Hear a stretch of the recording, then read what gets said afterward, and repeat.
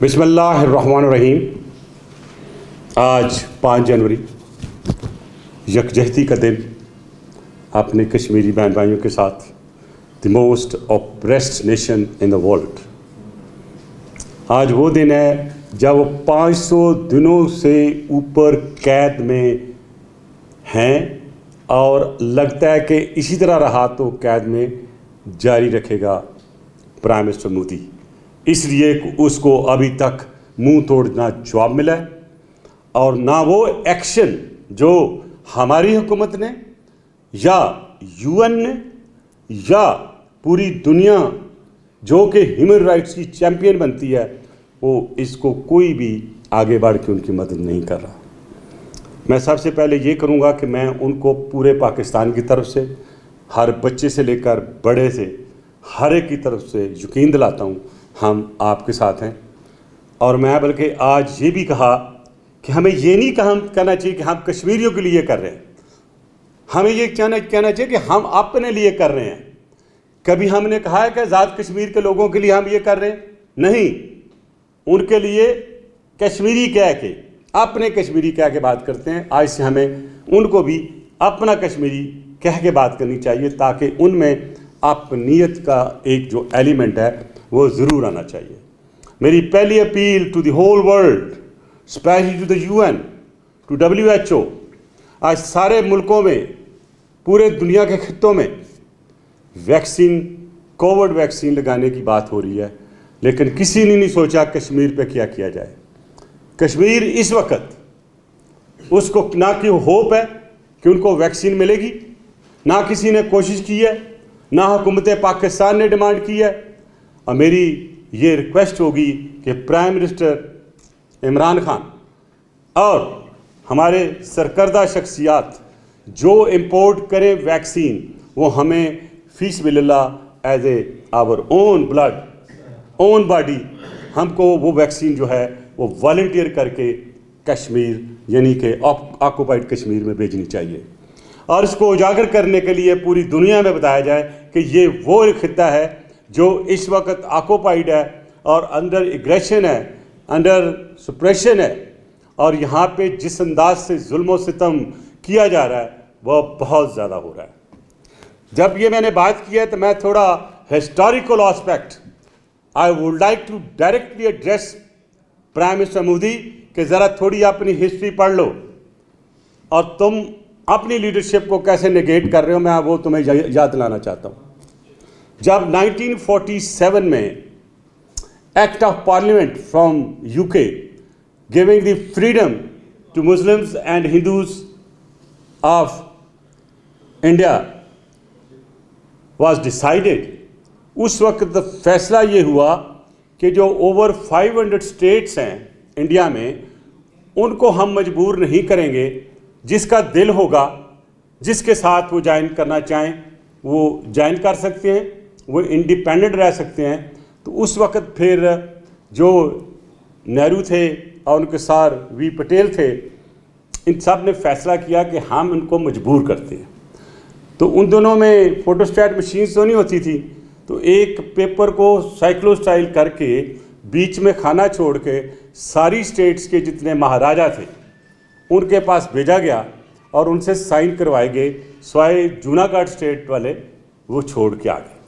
अब आगे वो कश्मीर में, जब उन्होंने इससे बात की हरी सिंह, महाराजा हरी सिंह से, तो उसने कहा मैं तो नहीं करता हूँ, मैं तो इंडिपेंडेंट रहूँगा, मैं ज़्यादा से ज़्यादा आपके साथ फॉरेन एक्सचेंज और डिफेंस तक कर सकता हूँ, मैं नहीं करूँगा। खैर सर, बहुत कोशिश हुई, लॉर्ड माउंटबेटन खुद गए कश्मीर, वो मिले जाके हरी सिंह को, उन्होंने कहा जी ये मसला है तो आप साइन कर दें तो ये इंडिया का हिस्सा बन जाएगा या पाकिस्तान का हिस्सा कर दें, दोनों एक कर दें। उसने कहा नहीं, मैं किसी के साथ नहीं जाना चाहता।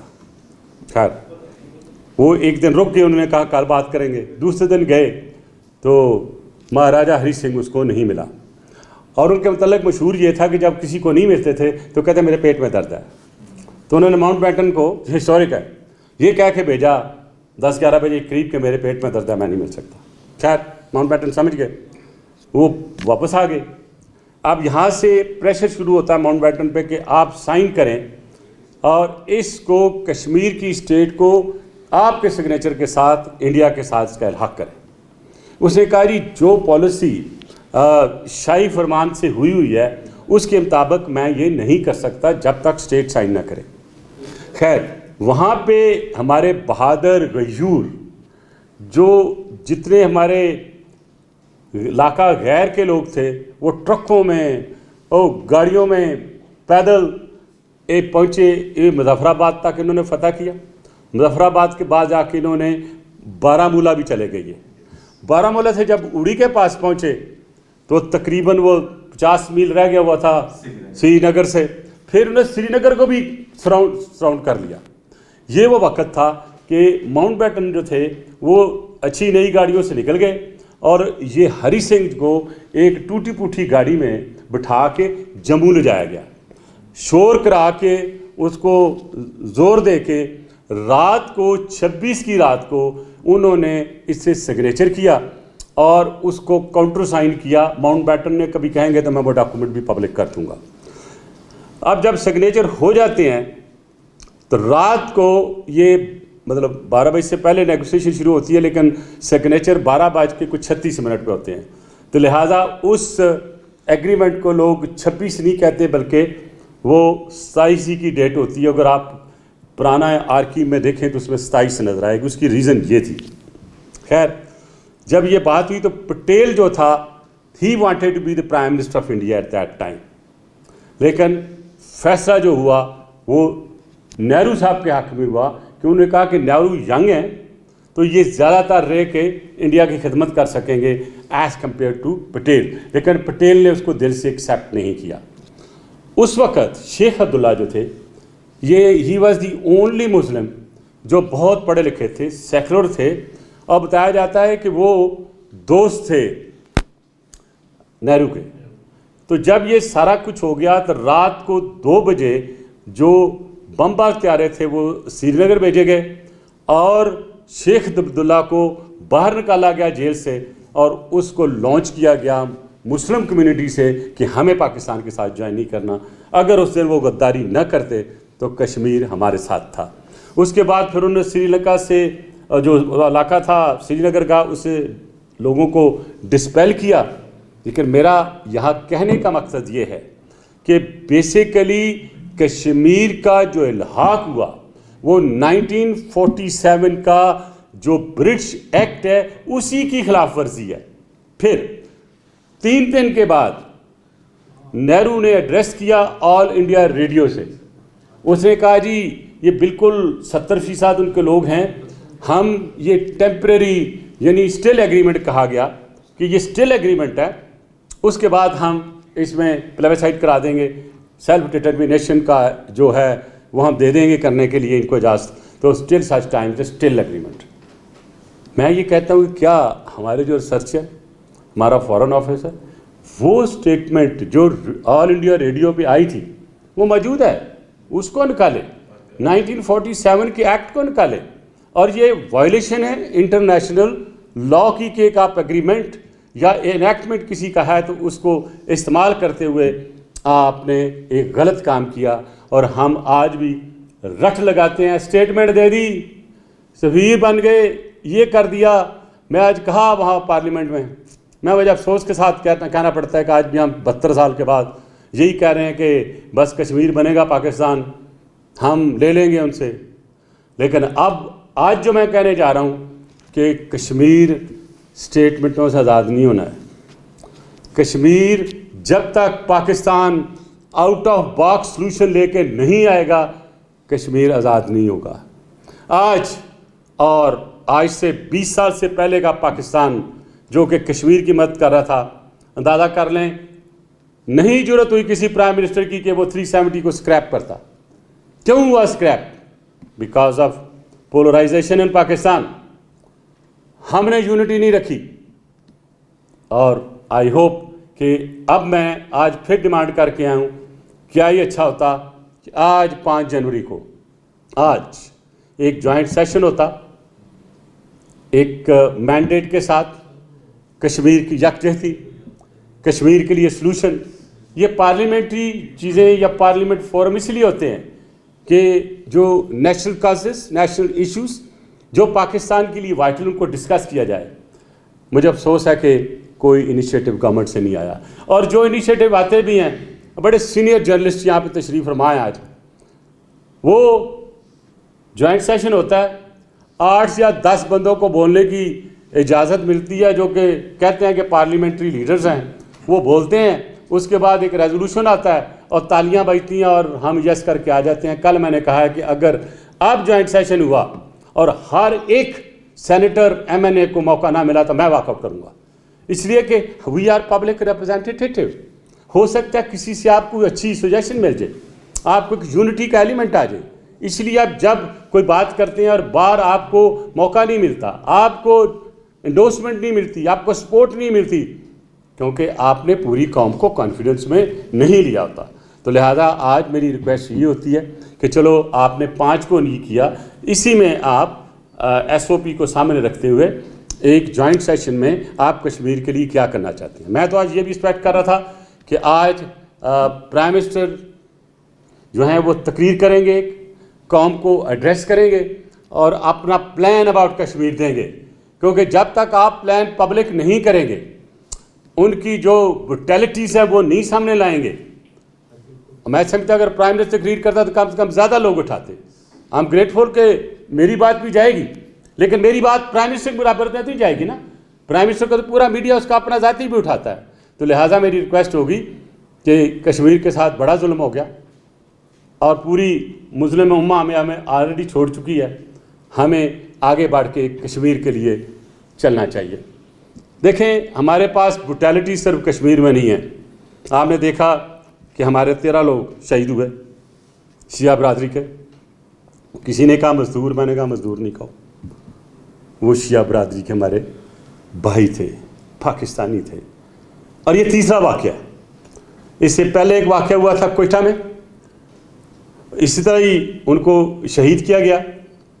मैं उसको वज़ीर दाखिला था, मेरी बात हुई आसिफ अली जरदारी साहब से, एंड आई मस्ट से कि he is a good decision maker and quick decision maker. मैंने कहा मुझे लग रहा है कि ये शिया बरादरी जो है बहुत इस वक्त तैश में है, और कोई भी होता तो इतनी ही तैश में होता जितने वो हैं, वो नहीं दफनाएंगे। मेरा ख्याल है कि हमें कोई हेल्प लेनी चाहिए। तो मैंने प्रपोज़ किया कि मैं ईरान जाता हूँ। जहाज़ का पता किया, प्रेसिडेंट का जहाज़ डाउन था। मैं C-130 में 5.5 घंटे में तेहरान में पहुँचा। मुझे आज भी तक याद है कि उसमें वाशरूम भी नहीं था। मैं सीधा जाके जो वहाँ के सुप्रीम लीडर हैं उनको मिला, प्रेसिडेंट को मिला, और ये सारी मैंने अरेंजमेंट निकलने से पहले कर ली। और मैंने कहा देखें, जितनी तकलीफ़ आपको है या उन फैमिली को, उतनी हमारी है। ये एक सोची समझी स्कीम के तहत पाकिस्तान में और ईरान में एक नेगेटिविटी क्रिएट करने के लिए किया गया है, हम उनको मौका ना दें।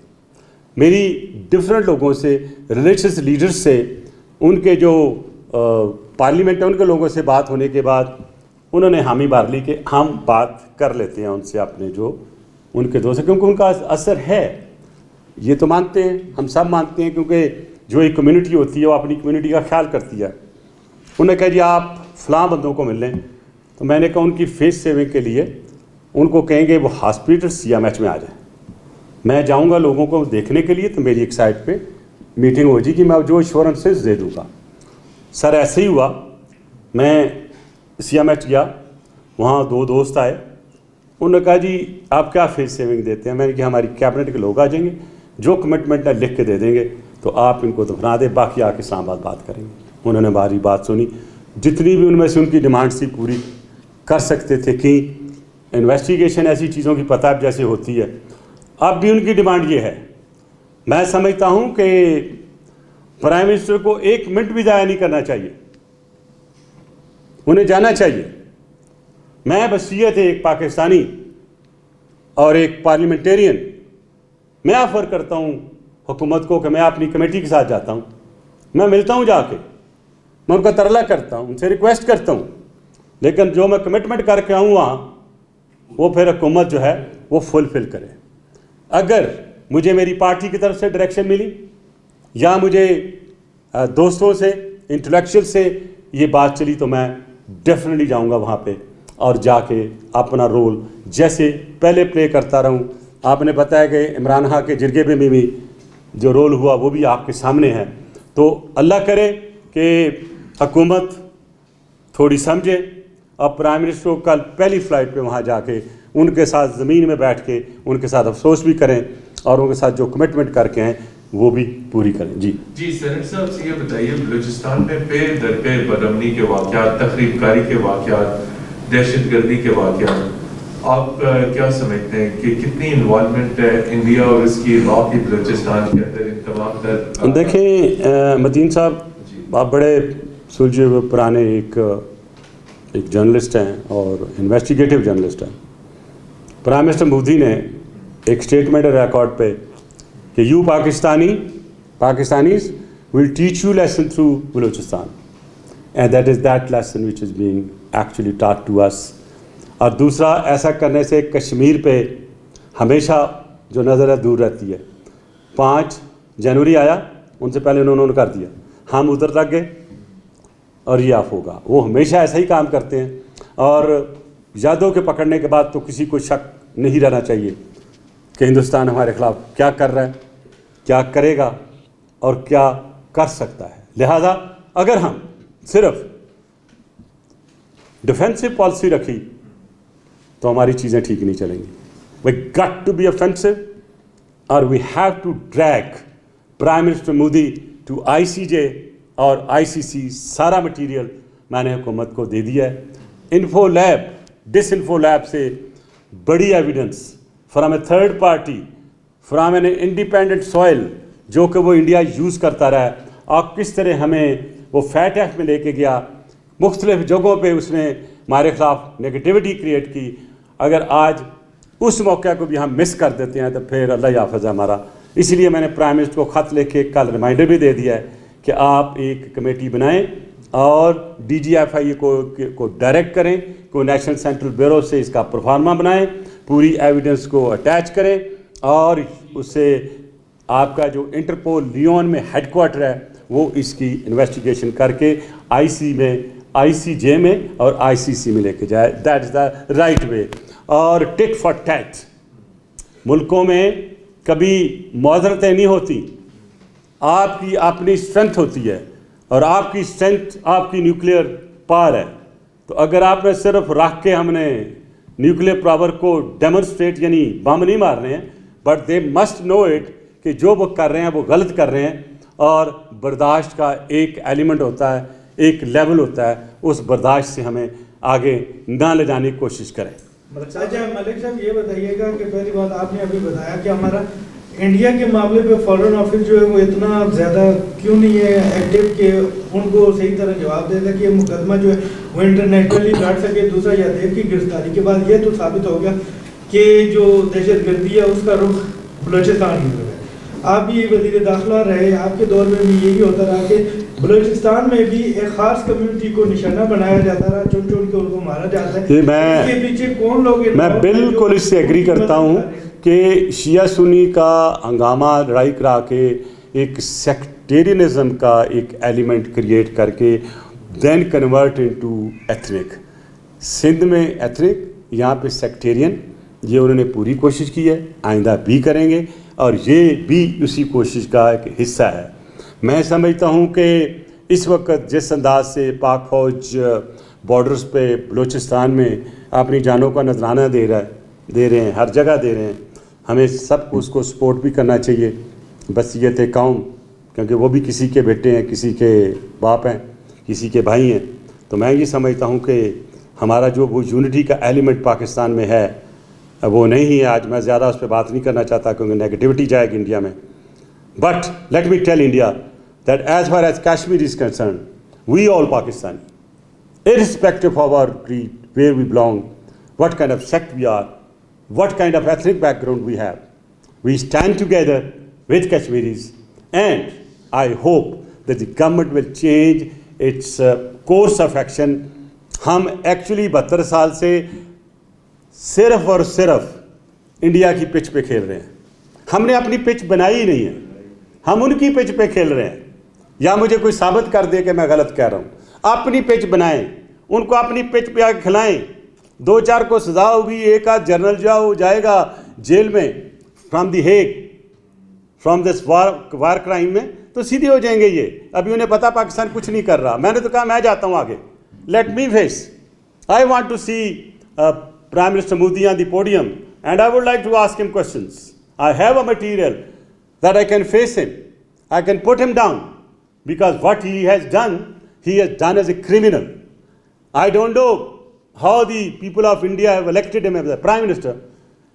He had been a terrorist, known 10 wanted topmost terrorists. He is the head of the RSS. अब उसने हिंदुत्व आगे ले आया, चाइना के साथ इसने मुंह मारने की कोशिश की, इसको खूब वहाँ से फेंटी लगी। अब वहाँ के बाद अब पाकिस्तान की तरफ देख रहा है। तो मैं ये समझता हूँ कि इतनी देर ना कर दें कि वो इतनी देर हो जाए कि फिर पछतावा ज़्यादा हो। आज हमें अपने मुल्क के लिए सिर्फ़ और सिर्फ अगर हमें यूनिटी हो जाए तो आप यकीन करें we can do a lot.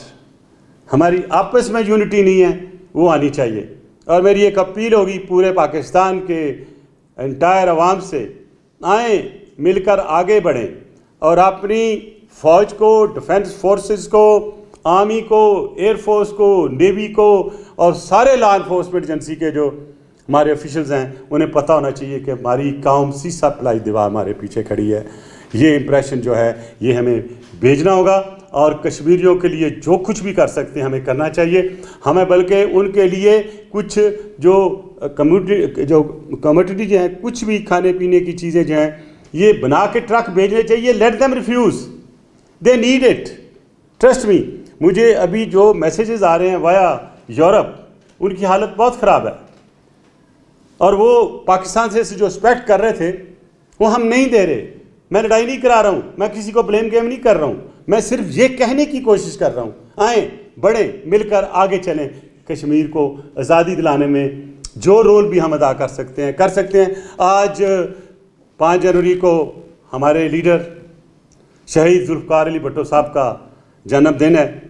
अल्लाह ताला ने एक नेमत अता की, अल्लाह ताला ने एक पर्सनालिटी पाकिस्तान में पैदा की और वर्ल्ड को पसंद न आई। अब बकौल Henry Kissinger will make an example out of you if you do not roll down the nuclear. He did not roll down the nuclear program. हम सब लोगों ने देखा कि उनके साथ क्या हुआ। मोहतरमा लेके आई, आपको पता है वार हेड के लिए जो सिस्टम था नॉर्थ कोरिया से, उनको भी सबक सिखाने का एक अंदिया दिया गया। उनकी शहादत की सूरत मैंने आपने वो भी देख लिया। तो मैं समझता हूँ कि जितना भी खराज अक़ीदत उनको पेश किया जाए उतना ही कम है। आज जो ये मैं केक आपके साथ काटूँगा तो आप लोगों का बहुत बहुत शुक्रिया।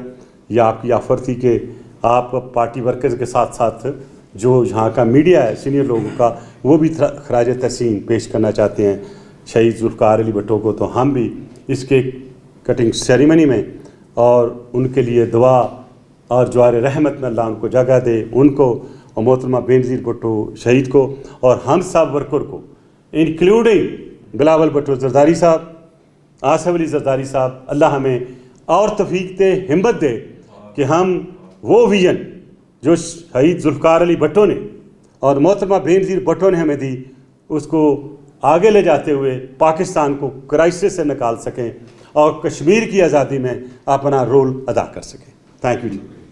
कोई सवाल करना आप कर लीजिए जी। क्वेश्चन कोई?